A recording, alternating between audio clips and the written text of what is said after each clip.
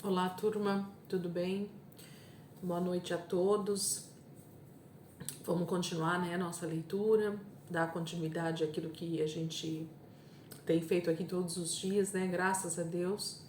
E eu tenho certeza que hoje não vai ser diferente. Deus vai mais uma vez nos ajudar, nos capacitar, ministrar as nossas vidas, E é nisso que nós temos confiado todos os dias na nossa leitura. Vamos orar? Entregar esse momento para o Senhor e pedir que o Espírito Santo ministre a nossa vida. Pai, obrigada, Jesus, por mais esse dia.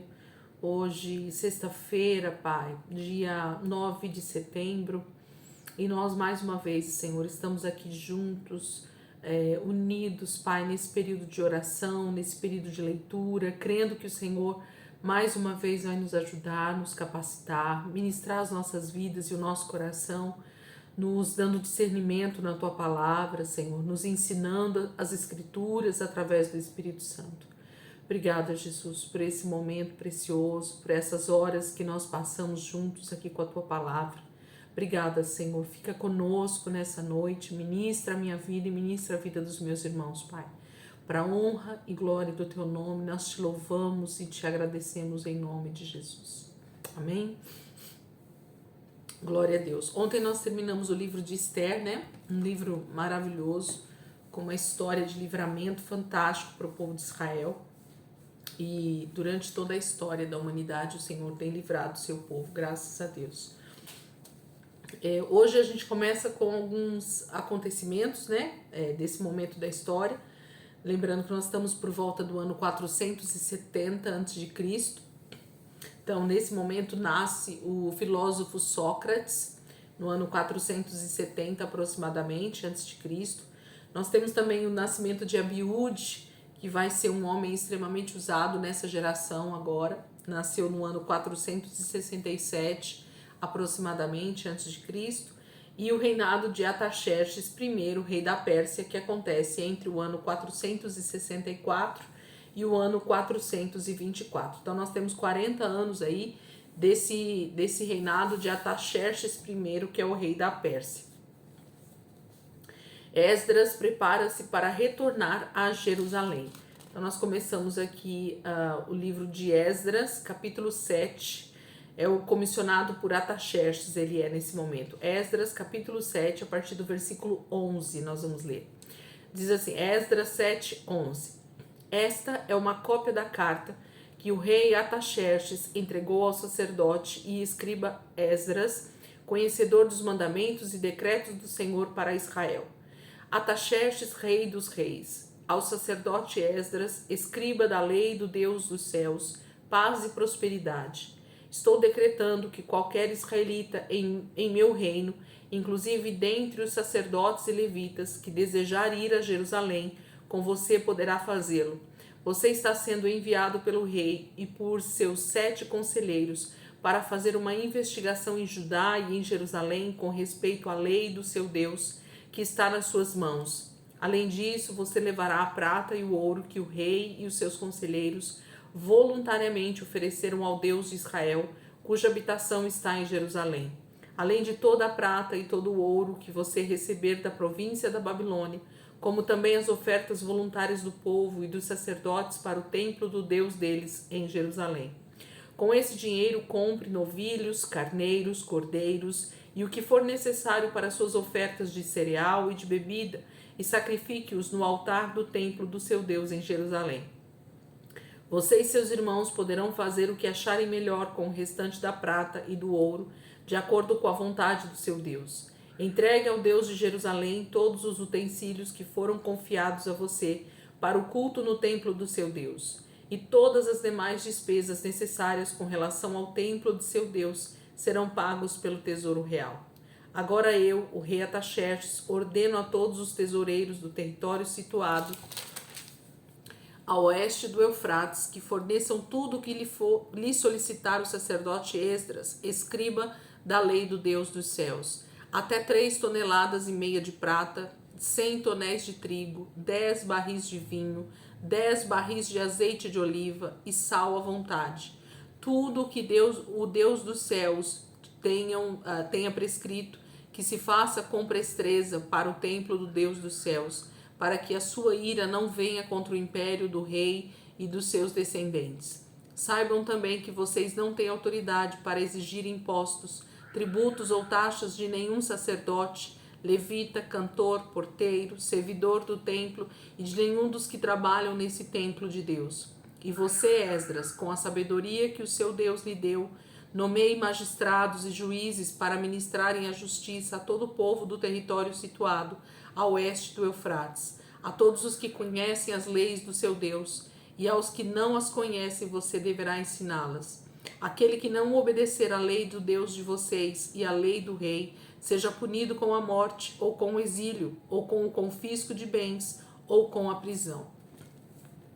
Então, Esdras capítulo 7 começa falando para nós de uma carta, né, que o rei Artaxerxes então envia para Esdras e para todos os irmãos, né, os judeus que estavam ali no seu reinado, para que eles pudessem retornar a Jerusalém, levando tudo o que eles precisassem para a construção do templo, para os sacrifícios que eles quisessem fazer ao seu Deus, e que Esdras começasse a ensinar a lei e os mandamentos do Senhor para aqueles que não soubessem, aqueles que tinham sido trazidos para o exílio desde muito crianças e que então não conhecessem a lei do Senhor.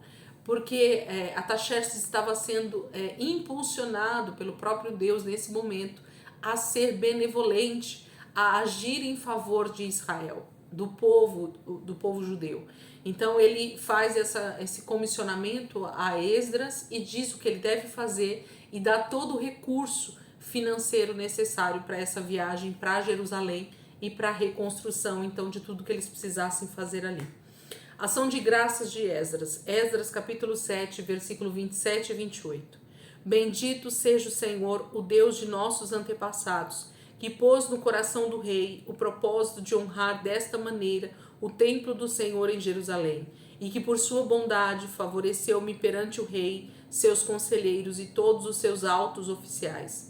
Como a mão do Senhor, o meu Deus, esteve sobre mim, tomei coragem e reuni alguns líderes de Israel para me acompanharem. Então ele agradece, né, porque foi o próprio Senhor quem impulsionou, quem colocou esse anseio e esse desejo de ajudar no coração de Artaxerxes nesse momento. Esdras capítulo 8, a comitiva de Esdras de mais ou menos 2.000 pessoas. Esdras capítulo 8, a partir do versículo 1, diz assim: Estes são os chefes das famílias dos que com eles foram registrados, os quais saíram comigo da Babilônia durante o reinado do rei Artaxerxes. Dos descendentes de Finéias, Gerson; dos descendentes de Tamar, Daniel; dos descendentes de Davi, Atos; dos descendentes de Secanias; dos descendentes de Paros, Zacarias, sendo registrados com eles 150 homens; dos descendentes de Paate, Moabe, Elioenai, filho de Zeraias, e com ele 200 homens; dos descendentes de Satu, Secanias, filho de Jaaziel, e com ele 300 homens; dos descendentes de Adim, Ebed, filho de Jonatas, e com ele 50 homens; dos descendentes de Elão, Jesaías, filho de Atalias, e com ele 70 homens; dos descendentes de Cefatias, Zebadias, filho de Micael, e com ele 80 homens; dos descendentes de Joabe, Obadias, filho de Jeiel, e com ele 218 homens; dos descendentes de Bani, Selemote, filho de Josifias, e com ele 160 homens; dos descendentes de Bebai, Zacarias, filho de Bebai, e com ele 28 homens; dos descendentes de Azigade, Joanã, filho de Acatã, e com ele 110 homens; dos descendentes de Adonicão, os últimos que chegaram, Elifelete, Jeiel e Semaias, e com ele 60 homens; dos descendentes de Bigvai, Utai e Zabude, e com ele 70 homens. Então fala de um ajuntamento de famílias e de homens que se reúnem para ir a Jerusalém junto com Esdras. Preparativos para a viagem. Aqui nós estamos exatamente no dia 1º de abril de 458 a.C. Estamos justamente no mês de Nissan, que é o primeiro mês do calendário judaico. Um grupo reúne-se junto ao canal de Ahava. Esdras capítulo 7, versículo 9. No primeiro dia do primeiro mês, ele saiu da Babilônia e chegou a Jerusalém no primeiro dia do quinto mês, porque a boa mão do seu Deus estava sobre ele. Esdras capítulo 8, versículo 15. Eu os reuni junto ao canal que corre para Ava e acampamos ali por 3 dias. Quando passei em revista o povo e os sacerdotes, não encontrei nenhum levita. Procurando levitas, Esdras capítulo 8, 16 em diante. Por isso convoquei Eliezer, Ariel, Semaias, Eunatã, Jaribe, Eunatã, Natã, Zacarias e Mesulão, que eram líderes, e Joiaribe e Natã, que eram homens sábios, e os enviei a Ido, o líder de Casífia, e eu lhes falei o que deveriam dizer a Ido e aos seus parentes, os servidores do templo, em Casífia, para que nos trouxessem servidores para o templo do nosso Deus. Com a bondosa mão de Deus estava sobre nós, ele nos trouxeram Serebias, homem capaz, dentre os descendentes de Mali, filho de Levi, neto de Israel, e os filhos e irmãos de Serebias, 18 homens, e também Asabias, acompanhado de Jesaias, dentre os descendentes de Merari, e seus irmãos e filhos, 20 homens. Trouxeram ainda 220 dos servidores do templo, um grupo que Davi e os seus oficiais tinham formado para ajudar os levitas. Todos eles tinham seus nomes registrados. Então eles buscam levitas porque não havia no meio deles homens que fossem capazes, que tivessem a sua vida realmente consagrada a Deus para cuidar das coisas do templo, para cuidar das coisas daquilo que servia a Deus. Oração e jejum nesse momento, do dia 9 ao dia 11 de abril de 458 a.C. Esdras capítulo 8, versículo 21, 22 e 23. Ali, junto ao canal de Ahava, proclamei jejum para que nos humilhássemos diante do nosso Deus e lhe pedíssemos uma viagem segura para nós e nossos filhos, com todos os nossos bens. Tive vergonha de pedir soldados e cavaleiros ao rei para nos protegerem dos inimigos na estrada, pois lhe tínhamos dito: a mão bondosa do nosso Deus está sobre todos os que o buscam, mas o seu poder e a sua ira são contra todos os que o abandonam. Por isso jejuamos e suplicamos essa bênção ao nosso Deus, e ele nos atendeu. Esdras 8, 24 em diante.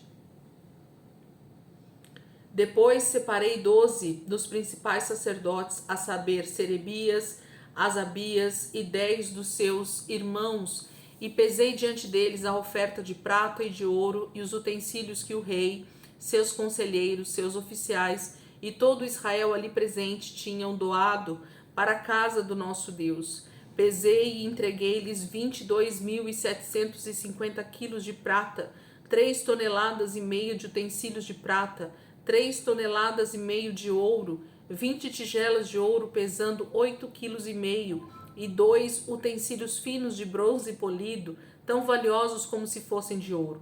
E eu lhes disse: tanto vocês como estes utensílios estão consagrados ao Senhor. A prata e o ouro são uma oferta voluntária ao Senhor, o Deus dos seus antepassados. Guardem-nos bem até que os pesem nas salas do templo do Senhor em Jerusalém, diante dos sacerdotes principais, dos levitas e dos chefes das famílias de Israel. Então os sacerdotes e os levitas receberam a prata, o ouro e os utensílios sagrados, depois de pesados, para levá-los a Jerusalém, ao templo do nosso Deus. Eles começam essa viagem buscando proteção, porque ele se envergonhou, né? Esdras fala que ele sentiu vergonha de pedir soldados, porque nós sabemos que o nosso Deus, ele é poderoso para nos guardar. E graças a Deus por isso que Esdras tinha essa convicção e realmente buscou forças no Senhor, buscou a proteção no Senhor nesse momento. E assim acontece. E eles então entregam toda a oferta voluntária que eles receberam de ouro, de prata, de bronze e de tudo que eles tinham nas mãos para ofertar ao templo do Senhor, para tudo que eles precisassem fazer em Jerusalém. O início da jornada, 12 de abril de 458 a.C. Esdras capítulo 8, versículo 31. Esdras capítulo 8, versículo 31. No 12º dia do primeiro mês, nós partimos do canal de Ahava e fomos para Jerusalém. A mão do nosso Deus esteve sobre nós e ele nos protegeu do ataque de inimigos e assaltantes pelo caminho. Reformas de Esdras em Jerusalém. Eles chegam, em Jerusalém, 1º de agosto de 458. Chegada e estabelecimento da lei e da ordem. Esdras, capítulo 7, a partir do versículo 6, 7 e 8. Este Esdras veio da Babilônia, era um escriba que conhecia muito a lei de Moisés, dada pelo Senhor, o Deus de Israel. O rei lhe concedera tudo o que ele tinha pedido, pois a mão do Senhor, o seu Deus, estava sobre ele. Alguns dos israelitas, inclusive sacerdotes, levitas, cantores, porteiros e servidores do templo, também foram para Jerusalém no 7º ano do reinado de Artaxerxes. Esdras chegou a Jerusalém no 5º mês do 7º ano desse reinado, pois Esdras tinha decidido dedicar-se a estudar a lei do Senhor e a praticá-la, e a ensinar os seus decretos e mandamentos aos israelitas. Então, Esdras é chamado nesse momento justamente como escriba e como mestre da lei, para ensinar a todos os israelitas que não conhecessem ainda a lei do Senhor, que não tivessem esse entendimento. Ele seria o mestre nesse momento da história. Ele seria aquele levantado para organizar toda a parte de ensino, toda a parte de cumprimento da lei do Senhor ali em Jerusalém novamente. Comissão do rei declarada, início das reformas. 4 de agosto de 458. Esdras, capítulo 8, versículo 32 ao 36. Assim chegamos a Jerusalém e ficamos descansando 3 dias. No 4º dia, no templo do nosso Deus, pesamos a prata, o ouro e os utensílios sagrados e os demos a Meremote, filho do sacerdote Urias. Estavam com ele Eleazar, filho de Finéias, e os levitas Josabade, filho de Jesua, e Noadias, filho de Binui. Tudo foi contado e pesado, e o peso total foi registrado naquela mesma hora.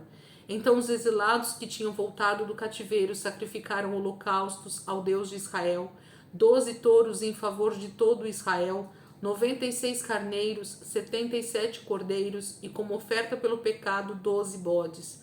Tudo oferecido como holocaustos ao Senhor. Eles também entregaram as ordens do rei aos sátrapas e aos governadores do território a oeste do Eufrates e ajudaram o povo na obra do templo de Deus. Então, nesse momento, eles já chegaram ali, entregaram tudo que eles tinham como oferta para o templo, começam essa organização da construção e de tudo que eles tinham que fazer ali. E, além disso, entregam ofertas ao Senhor, pedindo que realmente o Senhor venha, esteja com eles, né? O principal motivo das ofertas é essa santificação, é essa purificação do povo, é se entregar, é decidir confessar pecado, decidir estar na presença do Senhor. Uma coisa que Esdras começa a fazer aqui é essa reforma, né? E uma das primeiras coisas que Esdras começa é sobre o casamento com mulheres pagãs, é reprovado. Esdras começa a pôr em ordem a casa, né? Israel começa a entrar em ordem. Esdras, capítulo 9, a partir do versículo 1 ao 4. Depois que foram feitas essas coisas, os líderes vieram dizer-me: o povo de Israel, inclusive os sacerdotes e os levitas, não se mantiveram separados dos povos vizinhos e de suas práticas repugnantes, como as dos cananeus, dos hititas, dos ferezeus, dos jebuseus, dos amonitas, dos moabitas, dos egípcios e dos amorreus. Eles e seus filhos se casaram com mulheres daqueles povos e com eles misturaram a descendência santa. E os líderes e os oficiais estão à frente nessa atitude infiel. Quando ouvi isso, rasguei a minha túnica e o meu manto, arranquei os cabelos da cabeça e da barba e me sentei estarrecido. Então todos que tremiam diante das palavras do Deus de Israel reuniram-se ao meu redor por causa da infidelidade dos exilados. E eu fiquei sentado ali, estarrecido, até o sacrifício da tarde. Oração e confissão de Esdras. O que está acontecendo aqui, gente? Esdras fica sabendo que o povo que ficou em Jerusalém e muitos dos que vieram, inclusive, do exílio, eles haviam se casado, se misturado com todos os povos cananeus e com os egípcios e com os moabitas e com os amonitas. Então muitos homens de Israel que deveriam ter se guardado dentro da aliança, que tinham que ter se casado com mulheres da sua linhagem, das suas tribos, para permanecer com a linhagem fiel do Senhor, haviam se misturado, haviam trazido mulheres estrangeiras para o meio do povo e estavam casados com essas mulheres. E Esdras então rasga suas vestes porque ele não acredita nisso que o povo fez, sendo infiel ao Senhor e trazendo essa mistura na essência, né, do povo judeu. Oração e confissão de Esdras. Esdras capítulo 9, a partir do versículo 5 até o 15. Então, na hora do sacrifício da tarde, eu saí do meu abatimento, com a túnica e o manto rasgado, e caí de joelhos com as mãos estendidas para o Senhor, o meu Deus, e orei. Meu Deus, estou por demais envergonhado e humilhado para levantar o rosto diante de ti. Meu Deus, porque os nossos pecados cobrem a nossa cabeça e a nossa culpa sobe até os céus. Desde os dias dos nossos antepassados até agora, a nossa culpa tem sido grande. Por causa dos nossos pecados, nós, os nossos reis e os nossos sacerdotes, temos sido entregues à espada e ao cativeiro, ao despojo e à humilhação nas mãos de reis estrangeiros, como acontece hoje. Mas agora, por um breve momento, o Senhor, o nosso Deus, foi misericordioso, deixando-nos um remanescente e dando-nos um lugar seguro em seu santuário. E dessa maneira o nosso Deus ilumina os nossos olhos e nos dá um pequeno alívio em nossa escravidão. Somos escravos, mas o nosso Deus não nos abandonou na escravidão. Ele tem sido bondoso para conosco diante dos reis da Pérsia. Ele nos deu vida nova para reconstruir o templo do nosso Deus e levantar suas ruínas, e nos deu um muro de proteção em Judá e em Jerusalém. E agora, ó nosso Deus, o que podemos dizer depois disso? Pois nós abandonamos o mandamento que nos deste por meio dos teus servos, os profetas, quando disseste: a terra que vocês estão conquistando está contaminada pelas práticas repugnantes dos seus povos. Com essas práticas eles encheram de impurezas toda essa terra. Por isso, não deem as suas filhas em casamento aos filhos deles, nem aceitem as filhas deles para os filhos de vocês. Nunca procurem o bem-estar e a prosperidade desses povos, para que vocês sejam fortes e desfrutem os bons produtos da terra e a deixem para os seus filhos como herança eterna. Depois de tudo o que nos aconteceu por causa de nossas más obras e por causa de nossa grande culpa, apesar de nos teres punido menos do que os nossos pecados mereciam, ó Deus, e ainda nos teres dado um remanescente como este, como podemos voltar a quebrar os teus mandamentos e a realizar casamentos mistos com esses povos de práticas repugnantes? Como não ficarias irado conosco? Não nos destruiria e não nos deixaria sem remanescente ou sobrevivente algum? Ó Senhor, Deus de Israel, tu és justo e até hoje nos deixaste sobreviver como um remanescente. Aqui estamos diante de ti com a nossa culpa, embora saibamos que por causa dela nenhum de nós pode permanecer na tua presença. Então Esdras clama, na verdade ora, né? Se humilhando e falando com o Senhor a respeito da atual situação, de que ele fica sabendo de que os judeus que estavam ali em Jerusalém tinham se contaminado, se casando com mulheres estrangeiras, justamente das terras dos inimigos de Deus, das terras que Deus havia pedido para que eles não se contaminassem com essas mulheres, trazendo casamentos mistos para dentro do povo de Israel. E agora Esdras pergunta para Deus: Senhor, o que nós vamos fazer? Nossa culpa, nosso pecado está aí diante de nós.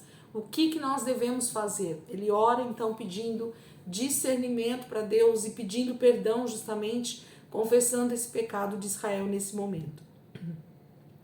Planos de Esdras para a Assembleia Nacional. Nosso último texto de hoje, que é Esdras capítulo 10. Já estamos no final do ano de 458 e Esdras então reúne o povo para uma Assembleia Nacional entre os judeus. Esdras capítulo 10, nós vamos do 1 até o 15 aqui nesse momento. Esdras capítulo 10, versículo 1.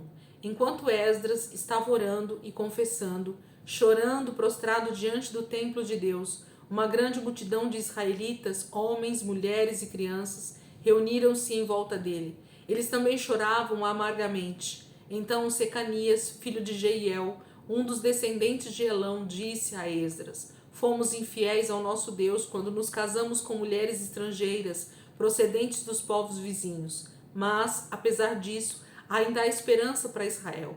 Façamos agora um acordo diante do nosso Deus e mandemos de volta todas essas mulheres e seus filhos, segundo o conselho do meu Senhor e daqueles que tremem diante dos mandamentos de nosso Deus. Que isso seja feito em conformidade com a lei. Levante-se, esta questão está em suas mãos, mas nós o apoiaremos. Tenha coragem e mãos à obra. Esdras levantou-se e fez os sacerdotes principais, os levitas e todo Israel jurarem que fariam o que fora sugerido. E eles juraram. Então Esdras retirou-se de diante do templo de Deus e foi para o quarto de Joanã, filho de Eliasibe. Enquanto esteve ali, não comeu nem bebeu nada, lamentando a infidelidade dos exilados. Fez-se então uma proclamação em todo Judá e em Jerusalém, convocando todos os exilados a se reunirem em Jerusalém.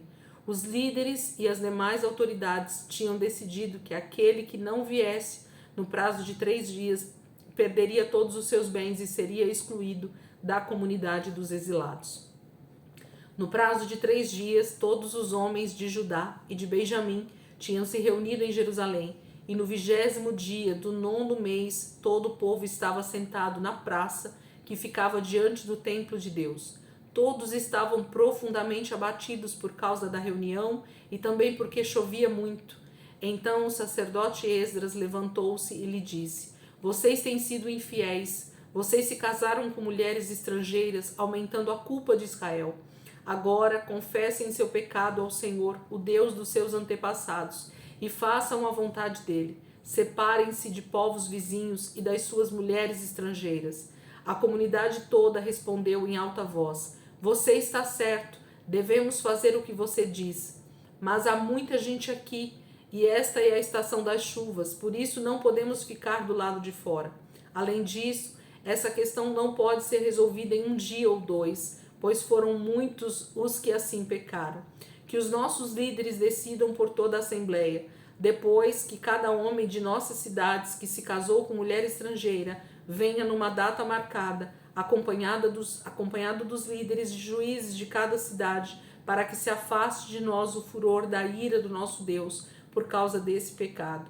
Somente Jonatas, filho de Azael, e Jazéias, filho de Tiquivá, apoiados por Mesulão, e o levita Sebetai discordaram. Então, o que está acontecendo aqui? O que nós vamos começar a ver a partir de amanhã nesse texto, que vai falar sobre essa decisão que Esdras toma junto com os líderes. Eles haviam misturado, né, a descendência de Israel, eles haviam casado com mulheres estrangeiras, trazendo assim um pecado contra a própria vontade do Senhor a respeito das tribos de Israel, que não deveriam se misturar nem se casar com mulheres estrangeiras. E eles vão tomar uma decisão muito dura, muito difícil, mas que era necessária nesse momento para que eles se purificassem, para que eles retomassem essa reconstrução de Judá e de Jerusalém e retomassem aos preceitos, aos mandamentos do Senhor. Olhando para esses textos, a gente tem a impressão de uma injustiça, e nós vamos ver isso amanhã. Há uma aparente injustiça, porque como assim esses homens então iam abandonar todas as mulheres com quem eles se casaram, os filhos que eles tiveram com essas mulheres estrangeiras? Sim, porque eles precisavam retomar para a aliança que eles haviam feito com o Senhor e com tudo aquilo que Deus havia então decretado para eles. É como se dissesse assim, eles precisavam renunciar à vontade deles nesse momento mais uma vez, para que a vontade do Senhor prevalecesse. E Deus iria cuidar dessas mulheres, dessas crianças e de tudo aquilo que eles estavam renunciando, porque o mandamento do Senhor, a lei do Senhor é que faria toda a diferença nesse momento para Israel. E a gente vai começar a entender um pouquinho desses textos a partir de amanhã. Então fique aí já meditando nisso que nós lemos hoje a partir desse livro do início do livro de Esdras aí, né? Capítulo 7, capítulo 6, né? 7, 8, 9 e o início do capítulo 10. Porque o Senhor vai então restaurar, né, essa aliança que ele fez com Israel lá no monte Horebe junto com Moisés, e que ele tinha dado essa ordem para que eles não se misturassem com mulheres dos povos vizinhos, né, dos povos de estrangeiros, porque Deus precisava de uma linhagem pura, de uma linhagem santa, separada, para que dessa linhagem sim viesse a santificação e mesmo a salvação, né, das outras nações. Deus precisava dessa fidelidade do povo de Israel para com ele. E a gente vai ver um pouco disso a partir de amanhã. E amanhã também já começa o livro de Neemias. A gente vai ver um pouco já dessa reconstrução dos muros a partir do homem Neemias, que Deus levanta nesse momento também para começar essa reconstrução. Amém, queridos? Deus abençoe, uma ótima noite para todos vocês. E amanhã, se Deus quiser, a gente está aqui de volta para a nossa leitura de amanhã.